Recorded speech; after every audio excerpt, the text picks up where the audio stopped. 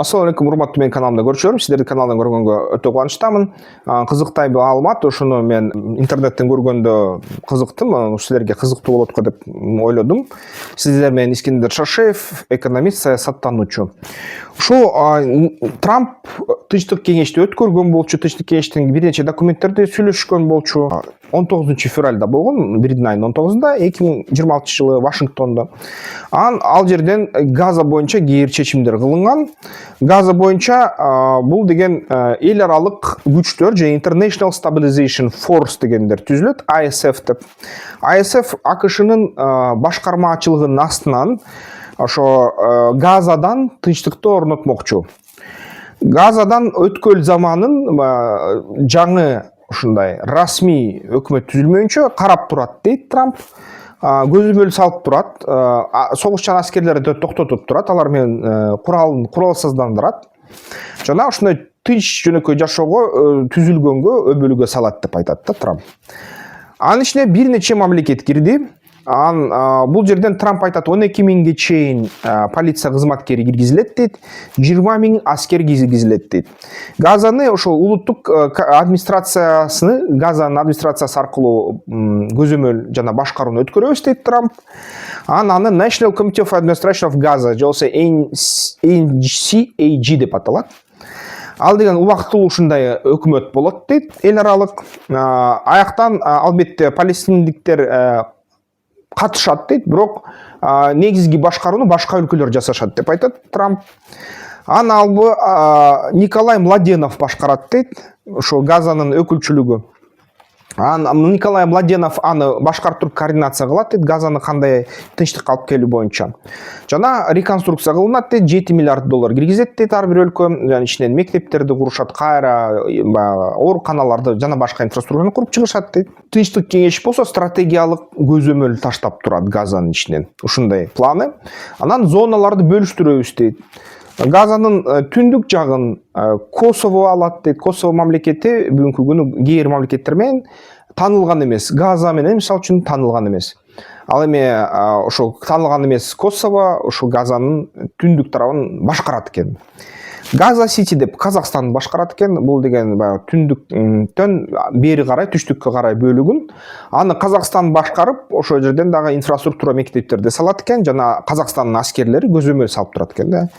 Оккупация мындай убактылуу болот, мындай эми оккупация деп аташпайт муну, албетте муну жөн эле багы эл аралык күчтөрдүн көзөмөлү деп аталып калат да. Дайр эль Балахты Албания карайт дейт, Хан Юнисти Марокко карайт дейт, ал эми Рафахты Индонезия карайт дейт да, мусулман мамлекети. Бул деген ушул райондорду бул мөлкөлөр курат, кайрадан куруп чыгат, көзөмөл салат, ичиндеги ошо куруу иштерин жүргүзөт дейт, жана аскердик коопсуздукту көзөмөлдөшөт, карашат, камсыздашат дейт. Демек, эгерде ичинде кандайдыр террорчу топтор пайда болсо, ал мамлекеттердин аскердик түзүмдөрү алар менен атышат. Ушундай нерсе.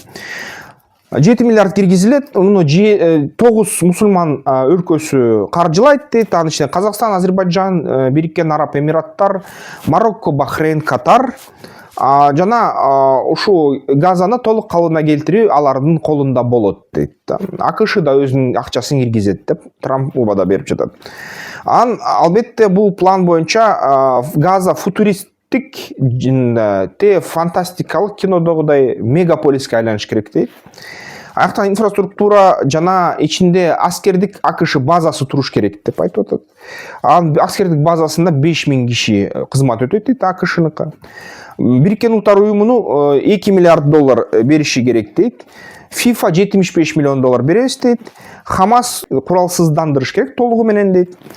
Жана толугу менен ошо эч кандай кайра согушка келгенге мүмкүнчүлүгү бүт кесилиш керек дейт. Касым-Жомарт Токаев Казакстан президенти өзү катышты. Казакстан өзүнүн аскерлерин жана полиция күчтөрүн киргизебиз дешти ISF-ке. Газа Сити ичине.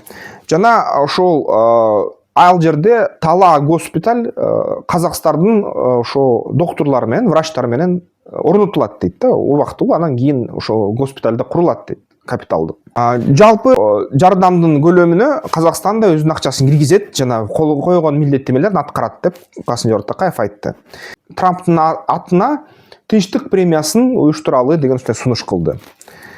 Албетте Казакстандагы ошо Авраам же болбосо Ибраим келишимдерине кошулабыз дейт.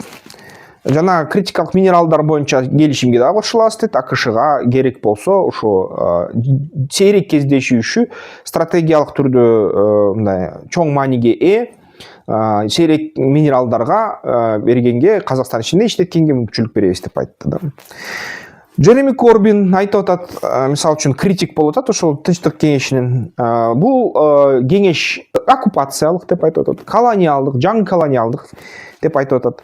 Палестиндиктер жогорку башкармалыгында болбойт экенин планыңарда дейт.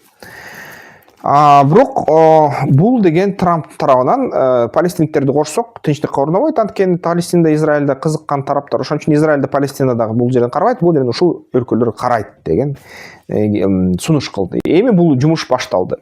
Туугандар, эми силерге суроо да. Кандай деп ойлойсуздар? Ошондой план Газада тынчтыкка алып келеби чын эле? Жана канчалык газалыктардын кызыкчылыгына бул карайт? Карасак, көбүнчө өлкөлөр 3 өлкө, 5 өлкөнүн ичинен ошо Газанын территориясын оккупация кыла турчулардан мусулман өлкөлөрү.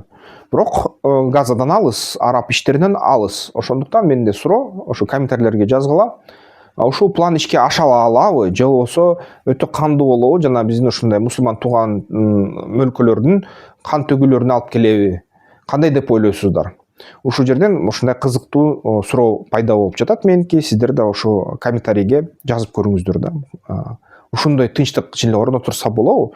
Эми жеке пикиримди айтсам, бул абдан кызыктуу система да, абдан кызыктуу конфигурация, мындай айтканда. Ушинтип балким тынчтыкты орнотсо болот, бирок алгачкы тапта өтө кандуу нерселер болуп кетиши ыктымал. Жана алгачкы тапта эгерде бул нерседен башка өлкөлөр баш тартпаса, бир нече жылга стратегияны орнотуп иштесе, анда аткарса болот, бирок кандуу жоготууларга да даяр болуш керек окшойт. Сырткарда ошол жердеги стабилдүүлүктүн бузуу кылганы башка өлкөлөргө да көчүшү мүмкүн. Азияга чейин да жетиши ыктымал да. Ошон үчүн ушул боюнча дагы бул өтө татаал нерсе деп эсептейм. Бул жерден албетте эгерде иш аракетти толук кандуу киргизсе, жана ушундай кыран адамдар иштесе, ал ишке ашат. Кыран адамдар иштей албаса, АКШнын ичинде дагы эртең демократтар келип АКШнын ролун ал жерден алып салса, ким билет кандай болот да. Ошо Кытайды да катыштырса болмок, бирок Кытай катышпай жатат, Орусия дагы катышпай жатат. Эми Орусияны макул батыш өлкөлөрү кичине начар көрүшөт, бирок Кытай менен кандайдыр бир ушундай карын-катнаш түзүш керек болчу ушул тарап боюнча. Эми албетте Кытай жоктугунан бул албетте канчалык жакшы болот, күмөндөр бар. Эгерде бул жерден көп нерсе ошо адамдардан көз каранды болуп калат да, лидерлерден, ошо ким барып ошол убактылуу администрацияларда башкарат, иш алып барат, ошолордон көз каранды болот.